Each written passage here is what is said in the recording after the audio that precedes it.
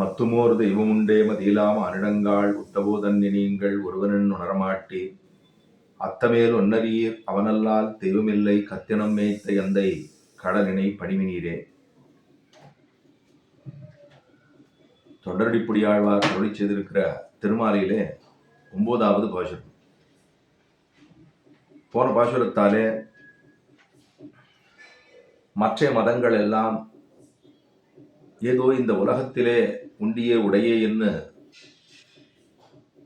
வாழ்வதற்கே வழி சொல்லுகிறது. எம்பெருமானை அடைவதற்கோ அவனுடைய திருவடி நிலைகளை போய் சேருவதற்கோ அவனுக்கு நித்தியமான கைங்கரியத்தை பண்ணுவதற்கோ சேஷத்தத்தை தெரிந்து கொள்ளுவதற்கோ பாரதந்தரித்தோர் அவனோடு பரார்த்த மோட்சத்தை பெறுவதற்கோ அவனுடைய கல்யாண குணங்களை அனுபவிப்பதற்கோ வழி வகுக்காமல் இருக்கின்றபடினாலே மற்றையெல்லாம் தவிர்க்கத்தக்கது. எந்த ஒரு வித்தையானது எம்பெருமானை போய் சேருவதற்கு சொல்லுகிறதோ அதுதான் வித்தை.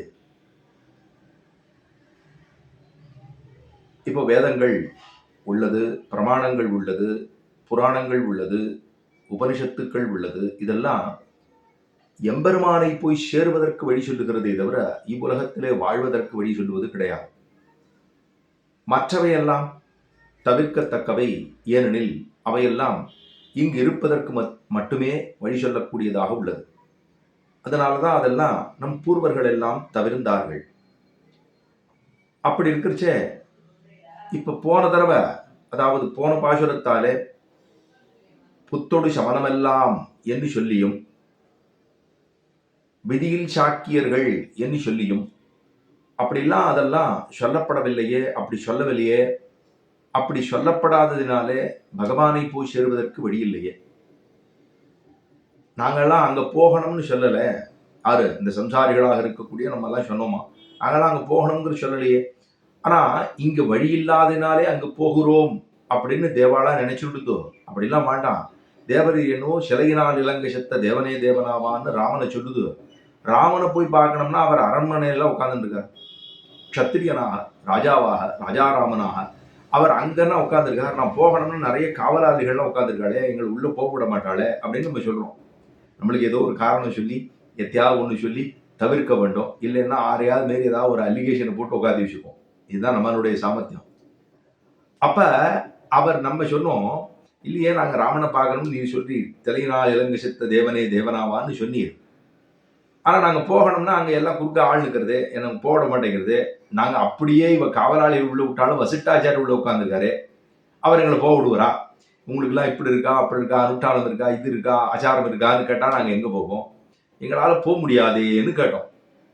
அதுக்கு சொன்னார், அவர் இருந்துட்டு போட்டோம், ஆனா ரொம்ப சுலபமா அணுகக்கூடிய ஒருவன் உள்ளானே, அவனை பத்துங்களே என்ன ஆழ்வார் நமக்கு காட்டி அருளுகிறார். கடலினை என்று கற்றினம் மேய்த்த எந்த கடலினை. கத்தினம் கற்று, அதாவது சீவெட்ட சம்பிரதாயத்துல இந்த புள்ளி வச்சு எழுத்து இந்த வல்லினமாக வருகிறது இல்லையோ, அந்த இடத்துலலாம் கற்றினம் அப்படின்னு சொன்னோம்னா அது கொஞ்சம் ஒரு ஹார்டா இருக்கு பாருங்க.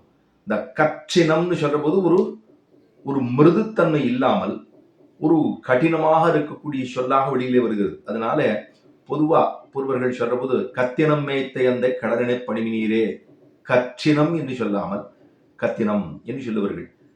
கற்றுக்கறவை கணங்கள் பலகரந்துன்னு சொல்லாமல் கத்துக்கறவை கணங்கள் பலகரந்துன்னு சொல்லுவார்கள். எங்கெல்லாம் பற்றினா அப்படின்னு சொல்லாமல் பத்தி என்று சொல்லுவார்கள். அதுல இன்னும் ரகாரம் தானே போட்டிருக்கு, வல்லினர் ரகாரம் தானே போட்டிருக்கு, அதுல போய் இப்படி சொல்லீரே எங்க தகாரமா போட்டிருக்கு அப்படின்னு நாம் கேட்கலாம்.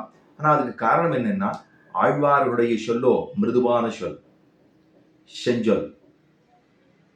அது அப்படியே ரொம்ப இனிமையாக இருக்கக்கூடிய சொற்கள். அப்படி இருக்கிறதுனாலதான் அத அந்த வல்லினத்தை கூட வலிமையாக சொல்லாமல் அத்தையும் மெல்லினமாக மாத்துறதில்ல, அதை அப்படி சொல்லுவது வழக்கமாக கொண்டுள்ளார்கள் பூர்வர்கள். அதனால அப்படி சொன்னோமா, அதனால கத்தினம் மேய்த்த எந்த கடலன பணிமினீரே என்ன ஆழ்வார் தெரிவிக்கிறார். மத்துமோர் தெய்வம் உண்டே. முதல்ல நம்மளை பார்த்து கேட்கிறார், அதாவது சாஸ்திர ஞானமே உங்களுக்கு எல்லாம் துளி கூட இல்லையே. சாஸ்திர ஞானமே இல்லாமல் இருக்கக்கூடிய மானிடங்கள் முதல்ல சொல்லும் போதே மத்துமோர் தெய்வம் உண்டே அப்படின்னு உண்டேன்னு கேட்டா என்ன அர்த்தம்? உண்டே அப்படின்னு கேட்டா இல்லையா அர்த்தம். மத்துமோர் தெய்வம் உண்டே மதியிலா மானிடங்காள். நம்மளை பார்த்து வெளிச்சொல்லா இந்த பதிகம், அதாவது திருமாலை முழுக்க முழுக்கவே ஆழ்வார் என்ன சொல்லுகிறார்னா, தன்னுடைய தோஷங்களை எம்பெருமானிடத்தில் சொல்லிக் கொள்கிறார். ஏன்னா நிச்சயமே நம்ம 2 காரியம் பண்ணணும். ஒன்று பெருமாளை ஸ்தோத்திரம் பண்ணணும், இன்னொன்னு நம்முடைய தோஷத்தை சொல்லிக் கொள்ள வேண்டும். படுக்கிறதுக்கு முன்னாடி பெருமாளை சிவிச்சுட்டு ராத்திரி போய் படுத்துக்க போறோம் இல்லையோ, படுக்கையில போய் விழ போறோம். விழுந்தோம்னா காத்தால எந்திருக்கிறது எல்லாம் நமக்கு தெரியாது. எந்திருந்தா உண்டு, பெருமாளுக்கு திருவாராதனத்துக்கு உண்டு, இல்லையானா தெரியாது. ஆக பெருமாள் 2 விஷயம் பண்ணணும். ஒன்று எம்பெருமான ஸ்தோத்திரம் பண்ண வேண்டும், மற்றொன்று நம்ம பண்ண வேண்டிய காரியம் என்னன்னா, நம்முடைய தோஷத்தை சொல்லிக் கொண்டு பெருமாளே இந்த மாதிரி தோஷமாயிடுது, என்னை பொறுத்துருள வேண்டும். நிச்சயம் அடுத்த நாள் காத்தால எழுந்திருந்து அதே தான் சொல்ல போறோம். அபராத சகசிரபாஜனம் பதிதம் பீம பவார்ண போதரே அகதிம் சரணாகதம் ஹரேஹே கிருபையா கேவலம் ஆத்மசாத் குரு. இது ஆளவந்தாருடைய ஸ்தோத்திரம். அதுல அவர் சொல்றார் நிறைய பாவங்கள். அபராத சகசிரபாஜனம்னா நிறைய பண்ணிருக்கேன். சகசிரம்னா 1000 நிறைய கோளாறுகள்ல பண்ணிருக்கேன். பதிதம் பீம பவார்ண போதரே அகதிம், உன்னுடைய திருவடிகளில் அகதியா விழுந்திருக்கேன். அகதினா போக்கிடம் இல்லையோ, அதனால போக்கிடம் இல்லாமல், அதாவது பக்கத்தவனுக்கு பொக்கத்தவனுக்குன்னு சில வார்த்தைகள்லாம் சொல்லுவா. அப்ப நம்ம எல்லாம் யாருன்னா பொக்கத்தவர்கள். வேற புகலிடம் இல்லை, போனாலும் கிடைக்காது. முதல்ல 2 விஷயம். ஒன்று, போகணும்னா போறதுக்கு இடம் இல்லை, அப்படியே போனா கூட இல்லை நான் போறேன் பைபாஸ் பண்ணி அங்கே போறேன்னு சொன்னா கூட நமக்கு அங்கே போய் ஒரு சொல்யூஷன் கிடைக்க போறது இல்லை. அதனால நம்ம அங்கே போவதற்கு அவசியம் இராது. அப்படி இருக்கிறதுனால நாம் அந்த இடத்துல போய் விடணும்னா பெருமாள் திருவடியில போய் விடணும். விழுந்துட்டோம், எனக்கு நான் கதியே இல்லை விழுந்திருக்கேன்னு சொல்ல போறோம் அடுத்த நான் காத்தாலே. ஆகையினாலே பகவானிடத்துல நம்முடைய தோஷத்தை சொல்லிக் கொள்ள வேண்டும். முழுக்க திருமாலையில ஆழ்வார் இதைத்தான் சொல்றார். பெருமாள் முதல்ல பரோபதேசம் தான், எல்லாம் பரோபதேசமாக சொல்லி கடைசியில பலனே சொல்லாமல் முடித்திட்டார் ஆழ்வார். அது ஒரு பெருமை, பெரிய பெருமை தொண்டரடிப்புடி ஆழ்வாருக்கு உண்டு, அது திருப்பான ஆழ்வாருக்கும் உண்டு. அப்படி இருக்கிறதுனால இந்த இடத்துல சொன்னார், மற்றும் ஒரு தெய்வம் உண்டே, வேற தெய்வங்கள் உண்டா? வேற தெய்வம் என்ன உண்டா? மற்றும் ஒரு தெய்வம் உண்டே, வேற தெய்வம் உண்டா? இல்லையே அப்படின்னு அர்த்தம். மதியிலாமானிடங்காள். மதியிலா அப்படின்னு சொன்னா இந்த கட்டு போயிட்டு பாருங்க, மதி இல்லான்னு இருக்கணும், ஆனா அதை மதியிலான்னு சொல்லுவோம். எதிர்மறை பெயரச்சம் அப்படின்னு தமிழ்ல வாசிருக்கும் இல்லையோ, எதிர்மறை மதி உடைய அப்படின்னு மதி உள்ள அப்படிங்கிறது மதியிலா அப்படின்னு சொல்லிட்டோம். மதியிலா மானிடங்காள். சாஸ்திர ஞானமே துளி கூட இல்லை. சொன்னா கூட நீ ரொம்ப வாசியா, எனக்கு சாஸ்திரத்துல இருக்கக்கூடிய அப்படியே நேரடியா அந்த புஸ்தகத்தையே கொண்டு வந்து காமி அப்படின்னு சொல்லுவா. அது எடுத்து பிரதி போட்டது தான் இருக்க போறதுன்னு ஓலைச்சுவடியா இருக்கு. இப்ப ஓலைச்சுவடி எத்தனையோ காலத்துக்கு முன்னாடி ஓலைச்சுவடியில எழுதியிருக்கா, அதெல்லாம் இருக்கானா? இருக்கு. அதெல்லாம் எடுத்த கரையாம போட்டு அப்படியே விடுது, இருக்கு. ஆஹா, அதை நம்ம நம்பக்கூடிய அளவுக்கு நம்ம இருக்கணும். முதல்ல விசுவாசம் என்பது இருந்தால் மட்டுமே நமக்கு அது புரிபடும். நமக்கு அது விசுவாசமே இல்லை என்று சொன்னால் அதுல பேசுறதுல ஒன்றும் அர்த்தமே கிடையாது. ஆகினாலே மதியிலா மானிடங்காள், சாஸ்திர ஞானம் இல்லாது இருக்கக்கூடிய நாமே மானிடங்காள். மேலே சொன்னார், மத்துமோர் தெய்வம் உண்டே மதியிலா மானிடங்காள், உத்தபோதன்னி நீங்கள் ஒருவனன் உணரமாட்டி. உத்தபோது அந்த தேவதைகளுக்கு, சில தேவதைகள் இருக்கு, அந்த தேவதைகளுக்கு சங்கடம் வருகிற பொழுது அப்படி சொன்னா, உத்தமேல் ஒன்னறியீர் உத்தபோதன்னி நீங்கள். அந்த தேவதைகளுக்கு ஒரு திண்டாட்டம் வருது. எப்போ வரும்? நான் பிரளய காலத்துல வரும். இந்த பிரளய காலத்துல எல்லாம் நாமுந்தி நிமுந்தின்னு எல்லாம் உள்ள போனோம். கராரவிந்தேன பதாரவிந்தம் மகாரவிந்தேன வினிவேஷயந்தம் வடஷ்ய புடேஷயானம் என்று அந்த முகுந்தன் எம்பெருமான பத்தி சொல்றமோ இல்லையோ, அப்படி சொல்ற போது எல்லா வஸ்துக்களும், இந்த உலகத்துல இருக்கக்கூடிய அத்தனை வஸ்துக்களும் முழுக்க பூர ஜலம் வியாபித்திருக்கும், ஜலமாக இருக்கும். ஜல வர்க்கத்திலே ஒரே ஒண்ணு மட்டும்தான் இருக்கு. அதுதான் உபனிஷத், மகோபனிஷத்து சொல்லுகிறது. ஏகோகவை நாராயண ஆசீது ந பிரம்மா நீஷானஹா நேமேத்யாவா பிரதிவீன நட்சத்திராணி. கோள்களோ எதுவுமே இல்லை. பிரதிவி இருந்துதா? இல்லை. கோள் இருந்துதா? நட்சத்திரம் இருந்துதா? எது இருந்துதானா? ஏகோகவை நாராயண ஆசீது. ஒரே ஒருத்தர் தான். ஒருத்தர் இருந்தா கூட சொல்ல பாருங்க, ஏகோகவை நாராயண ஆசீது. ஒரே ஒருவன் இருந்தான், அவன்தான் பரம்பொருள். ஏன்னா இந்த உலகமே பூரா எல்லாத்தையும் எல்லாம் மொழிபடுது. மொழி போட்டா ஒரே ஒருத்தர் இருக்கார். அவரும் ஆளிலை தளிரிலே அன்னவசம் செய்யும் அம்மானாக சனிச்சுட்டு இருக்கார். அந்த பிரளய காலத்தும் போது எல்லா தேவதைகளும் உள்ள போயாகணும். உண்டு உமிழப்பட்டவர்கள் மற்ற எல்லாவர்களும் உண்டு தான் இது உள்ள முழுக்கப்படுது. எல்லா இந்த சர்வ உலகமுமே உள்ளுக்குள்ள படுது. உள்ளுக்குள்ள போன பிற்பாடு அதுக்கப்புறம் அப்படியே இருக்கு. எவ்வளவு நாள் இருக்குன்னா, இந்த உலகம் எத்தனை நாள் வியாபித்திருந்ததோ அத்தனை காலத்துக்கு எம்பெருமான் அப்படியே பிரளயத்தில் விட்டுறாராம். விட்ட பிற்பாடு அப்புறம் பிராட்டி வந்து தானும் அறிவுறுத்தி, ஐயா பண்ண வேண்டாமா, இதெல்லாம் பண்ண வேண்டாமான்னு சொல்ல அதுக்கப்புறம் தானும் உமிழ்கிறான். அப்பதான் எல்லாம் வெளியில வருது, ஒண்ணு ஒண்ணா வருது.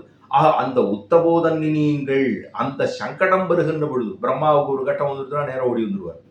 இவருக்கு ஒரு கட்டம் வந்துருச்சுன்னா அவர் ஓடி வந்துருவார். இந்த தேவருக்கு ஒரு வந்துதான் வந்துருவார். இந்திரனுக்கு ஒரு குத்தம்னா வந்துருவார். எல்லாரும் வந்து கூப்பீடு கேட்கும் இடம்னு திருப்பார்களுக்கு வந்துருவா. எல்லாரும் வந்து பெருமாளே சுவாமி தேவால் தான் வரணும், என்னோட ராஜ்யத்தை மகாபலி கொண்டு போட்டான், ஏதோ ராவணனா ரொம்ப படாபடுத்துறான், நான் தான் வரம் கொடுத்துட்டேன், தெரியாம கொடுத்துட்டேன் அப்படின்னா அதுக்கு இவர் தான் வரணும், எல்லாத்துக்கும் வரணும். அப்ப உத்தபோது அந்த தெய்வங்களுக்கெல்லாம் ஒரு சங்கடம் ஏற்படுகிற பொழுது ஒருவன் இன்னும் உணர மாட்டி, அது வரைக்கும் உங்களுக்கு தெரிய போறது இல்லை. அத்தமேல் உன்னறியே. அத்தம் அப்படின்னா மறைப்பொருள், மறைந்து மறைந்து அதை வைத்திருக்கிற அப்படின்னாலே மறைப்பொருள். அந்த பொருள் நமக்கு தெரியறதுன்னா கண்ணன் கீதையில் தெரிவிக்கிறார் 15வது அத்தியாயத்திலே புருஷோத்தம வித்தியிலே சர்வச்சாகம் விதி சன்னி விட்டகா மத்தஸ்பிரதிஜானம் அபோகனஞ்ச வேதை வேதை சர்வச்சாகம் விதி சன்னி விட்டகா மத்தஸ்பிரதிஜானம் அபோகனஞ்ச வேதைஷ சர்வைஹி அகமேவ வேத்யைஹி வேதாந்த கிருது வேத விதேவச்சாகம் என்று கண்ணன் கீதையிலே தெரிவிக்கிறான். நான் தான் எல்லாமே, எல்லாவற்றாலும் சொல்லப்படுபவன் நானே. சர்வச்சாகம் ஹிதி சன்னி விட்டகா, எல்லாருக்குள்ளே ஹிருதயத்துக்குள்ள இருக்கக்கூடியவன் நானே. அறியப்படும் பொருளும் நானே, ஞாபகமும் நானே, மறதியும் நானே. அந்த வேதத்தாலே சொல்லப்பட்ட பொருளும் நானே, அந்த வேதத்தாலே சொல்லப்பட்ட பலமும் நானே, எல்லாம் நான் தான் அப்படின்னு பெருமாள் புருஷோத்தமன் தானே புருஷோத்தமன் என்பதை தெரிவிக்கிறான். திவத்திலும் பசிரவே புவத்தி என்று ஆழ்வாருடைய திருவாக்கு. எல்லாத்துக்கும் அதாவது தாமரையாள் கள்வன் ஒருவனையே நோக்கும் உணர்வுன்னு முதலாழ்வாருடைய திருவாக்கு. அப்ப தாமரையாள் கள்வன் ஒருவனையே நோக்கும் உணர்வு. நதியெல்லாம் ஓடுதுன்னா நேர போய் கடல் தான் போய் சேரும். அதே போல இந்த ஜீவாத்மாக்கள் எல்லாம் போய் சேர்ந்து உஜ்ஜீவிக்க வேண்டும் அப்படின்னா ஒன்னே ஒண்ணுதான். அது எங்க? எம்பெருமானுடைய திருவடிகளை மட்டுமே போய் சேர வேண்டும். அப்படி சேர்ந்தா மட்டும்தான் சைக்கிள் கிடையாது. திரும்ப திரும்ப சம்சாரம் என்கிற பெரும் கடலே விழுந்து நோவிடும் அப்படிங்கிறது இல்லாமல் போய் சேர்ந்துட்டோம்னா அடைந்தாச்சு, டெஸ்டினேஷனை போய் சேர்ந்தாச்சு. சேர்ந்ததுக்கு அப்புறம் திருப்தியா எம்பெருமானுக்கு ஹாவு ஹாவு என்று சமகானத்தாலே சொல்லிக் கொண்டிருப்பவர்களோடு நாமும் சேர்ந்து விடுவோம். அப்படி சேர்ந்துட்டோம்னா அதுதான் உஜ்ஜீவனம், பரமப்பிராப்தி என்று கொள்ளப்படுகிறது. அதுதான் கடைசிய பலஸ்வரூபம் என்று எம்பெருமானிடத்துல கைங்கரியத்தை பண்ணக்கூடிய ஒரு பிராப்தம் ஏற்படும். அப்படிங்கிறது முடிஞ்சுபடுது. பிறவி என்னும் பிறவிக்கடலும் வத்தின்னு ஆழ்வார் தெரிவித்தாது போல பிறவிக்கடல் வத்தி விடுகிறது. இந்த பிறவிக்கடலை வத்தடிக்கணும்னா ஆறு பண்ணோம், சிவன் நாராயணன் அப்படிதான் பண்ணணும். அதனாலதான் அதை சொல்லுகிறார், அத்தமேல் ஒன்னறியீர் அவனல்லால் தெய்வமில்லை. அந்த வேதங்கள் சொல்லுகிறதான ஒரே ஒரு விஷயம் இவர் தான். நாராயண பரம் பிரம்ம தத்துவம் நாராயண பரஹா, நாராயண பரோஜோதி ஆத்மா நாராயண பரஹான்னு உபனிஷத்து வாக்கியம். அப்ப அவனே என்று சொல்லுகிறது. அப்படி சொல்றபடியினாலே அத்தமேல் ஒன்னறியீர். உங்களுக்கு எல்லாம் தெரியுதா? வேத பொருள்லாம் தெரியறதா? தெரியலையே. அப்ப நேர சொன்னாலே புரிய மாட்டேங்குது, அதுல மறைச்சு வேற சொன்னா உங்களுக்கு என்னமா புரிய போகுது? அத்தமேல் ஒன்னறியீர் அவன் அல்ல. அந்த அவன் அப்படின்னு சொன்னா எம்பெருமான் ஸ்ரீமன் நாராயணன். அவனன்னால் தெய்வம் இல்லை, இல்லை தெய்வமில்லை. கச்சினம் மேய்த்தையந்தை, அதான் கத்தினம்னு சொன்னேன். கத்தினம்னா கண்ணு குட்டிகளோடு பசுமாடுகளோடு கத்தினம் மேய்த்த அந்த பசுமாட்டையே வச்சுண்டு. ஏன்னா போன அதாவது அவதாரத்துல ஸ்ரீராமாவதாரத்தின் போது அவன் என்ன பண்ணான், பூர பசு ரிஷிகள்லாம் நிறைய பேர்லாம் அவனோட எம்பெருமானோடு இருக்க வேண்டும்னு அப்படித்தானே இருந்தான். இருக்கக்கூடிய அத்தனை ஆசிரமத்துக்கு தான் போய் இருந்தான். அதனால அவர்களுக்கெல்லாம் ஒரு ஆசை, அடுத்த அவதாரம் பண்ணுகிற பொழுது நாமும் பகவானுடைய கரஸ்பரசத்தோடு நாமும் வாழ வேணும்னு ஆசையாம். அதனால எல்லாமே பசுமாடுவா அத்தனை பேரும் அவதாரம் பண்ணி விட்டார்களா. அதனாலதான் இன்னைக்கு நம்ம பார்த்தோம்னா கெய்ர் அப்படின்னு ஒரு மதுரா பிருந்தாவனத்துக்குலாம் போனோம்னா பெருஷா இருக்கும். அதுதான் கத்துக்கறவை கணங்கள் பெருஷா இருக்கு. சத்ருஞ்சயனை போலேன்னு வியாக்கியானம் பண்றான் திருப்பாவேலை சொல்ற போது. கத்து கறவை கணங்கள் பாக்குறதுக்கு மாடு மாதிரி பெரிய மாடு மாதிரி இருக்கு, ஆனா முகத்தை பார்த்தா ரொம்ப இளமையா இருக்கு. ஏன் சுவாமி இவ்வளவு இளமையா இருக்கு, இவ்வளவு பெருசா இருக்கு அப்படின்னா பகவானுடைய கரஸ்பரிசம் பட்டு பட்டு கண்ணன் பெருமானுடைய கைகள் அது கரஸ்பரிசம் பட்டிருக்கோ இல்லையோ, அது பட்டா எப்படி இருக்கும்? அதனால அவ்வளவு மிளர்ச்சியோடு இருக்கான், பொலிவோடு இருக்கிறதா. அந்த அந்த பசுமாடை பார்த்தா இளமையா இருக்கு, பார்த்தா அதுவே கண்ணுக்குட்டி போட்டிருக்குன்னா, அப்ப இளமையாவும் இருக்கு கண்ணுக்குட்டி போட்டிருக்குன்னா அது கத்துக்கறவை. அதுதான் அதைத்தான் சொன்னா, ராமாவதாரத்தின் போது சத்ருஞ்சயன் அந்த ராமன் வைத்துக் கொண்டிருந்த யானைக்கு பேரு. அதனால அது மாதிரி இருக்கான், பெருசா இருக்கான். மாடு வந்து யானை மாதிரி இருக்குமா? இருக்குன்னா. அதனாலதான் பெருமாளுக்கு திவத்தை காட்டிலும் ஸ்ரீவைகுண்டத்தை காட்டிலும் திவத்திலும் பசிடரமே புவத்தி என்ன, பசுக்களோடும் கண்ணுக்குட்டிகளோடும் தானும் எடுக்க வேணும், இருக்க வேணும், அதோடு கொஞ்சம் குலாவ வேணும் என்கிற அவதாரம் தான் ஸ்ரீ கிருஷ்ணாவதாரம். அதனாலதான் கத்து இனம் மேய்த்த எந்தை. பெருமாளை எங்கேயும் அங்கேயும் பாருன்னா, ராமாவதாரத்துல பாருன்னா எங்க பார்க்கலாம் அப்படின்னா, எங்கேயாவது பெருமாள் அதாவது சக்கரவர்த்தி திருமகன் எங்கேயாவது அந்தபுரத்தில் இருப்பாரா, இது தசரதனோட இருக்காரா, எங்கேயாவது இருக்காரா, இங்கெல்லாம் எங்கேயுமே இல்லைன்னு பார்த்துட்டோம்னு வச்சுக்கோங்களேன், ஒரே ஒரு இடத்துல கண்டுபிடிச்சு விடலாமா? எங்கன்னா பகுஸ்ருதானாம் விருத்தானாம் பிராமணானாம் உபாசிதா என்று பெருமாளை அந்த அந்த ஒரு ரிஷியினுடைய பரணசாலையில போய் உட்கார்ந்து இருப்பான், ஆசிரமத்தில் போய் உட்கார்ந்து ஏதாவது சொல்லுங்களே, தர்மம் சொல்லுங்களே மரம். அதே போல கெட்டாவதாரத்துல எங்க போய் பார்க்கலாம்னா, அந்த பசுமாட்டு கூட்டத்தோட பார்க்கலாம். இன்னொன்னு, கோபிமார்களுடைய அந்த இடத்துல முடிச்சு கொண்டிருக்காள் இல்லையா, கோபிமார்களுடைய முந்தானையிலே பார்க்கலாம்னா, அப்படின்னா கோபிமார்களோடு இருப்பா, இல்லைன்னா ஸ்ரீராமா அதாவது பசுமாடு கண்டுகுட்டியோட இருப்பான். அப்ப கத்தினம் மேய்த்த எந்தை, என் தந்தை யாரு? எனக்கு உபகாரகனா, எனக்கு எல்லாமா, எனக்கு சுவாமியாக இருக்கக்கூடிய கத்தினம் மேய்த்த எந்தை கடலினை பணிவி நீரே. அந்த திருவடிகளை கடலினை, இணை கடல், இந்த திருவடியா வலது திருவடியா இடது திருவடியா, இடதா வலதானா, இணை திருவடிகள், இணைத்தாமரைகள் என்னைக்கு செய்வனோ உன்னுடைய திருவடியை எண்ணு பத்து வேணும், எண்ணு வந்து சேருவேனோ அப்படின்னு அந்த திருவடிக்கு இருக்கக்கூடிய பெருமைதான் இணை திருவடிகள். இதுவா அதுவான்னு பார்த்தோம்னா இதுதான். சரி, எங்க போக போறோம்னா அங்கதான். எது கைங்கரியம் பண்ண போறோம்னா அதுதான். சுவாமி எல்லாமே அந்த திருவடிக்கு தானா? கத்தினம் மேய்த்த எந்தை கடலினை பணிவி நீரே. நீங்கள்லாம் அந்த பெருமானுடைய திருவடிகளை சரணடையுங்களே. அவன் ரொம்ப எளிமையானவனாயித்து, சௌலபியமுடையவனாயித்து. அப்படி இருக்கக்கூடிய நீர்மை, அந்த நீர்மைக்கு ஒரு எல்லை காண முடியுமா? பெருமானுடைய பரத்வத்துக்கு எல்லை கண்டாலும் காணலாமே தவிர அதுவும் முடியாது, இதுவும் முடியாது. நீர்மைக்கு எல்லை காண முடியுமா என்னால் பகவானுடைய நீர்மைக்கு ஒரு நாளும் என்னையே காண முடியாத அளவுக்கு இருக்கக்கூடிய சௌலபியம். அதுக்காகத்தான் வந்தது. பெருமான் மேல வசதியா இருக்கா, சத்திரிய ராஜாவா இருக்க பார்க்க முடியாது. இந்த பார் கண்ணனாக இருக்கிறான், அவன் வேற யாரும் அல்ல, பெரிய பெருமாளே தானும் கண்ணனாக வண்ணவண்ட வாயனாக அவனே இருக்கிறான். கடைசியில் சொல்ல போறார். அப்ப அந்த அந்த பெருமாளை பத்த வேணும் அப்படின்னு பாசுரத்தாலே தெரிவிக்கிறார். மேலும் பார்ப்போம். ஆழ்வார் திருவடிகளே சரணம்.